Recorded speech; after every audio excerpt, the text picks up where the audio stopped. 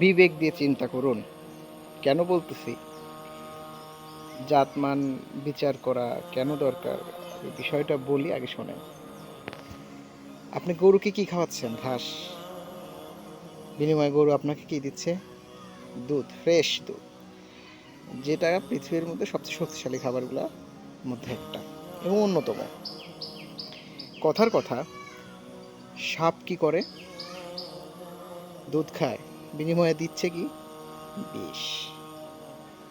তো সুতরাং আমার এই কথাটা বলার উদ্দেশ্য হচ্ছে, সমাজে এমন মানুষ আছে যাদেরকে আপনি উপকার করবেন,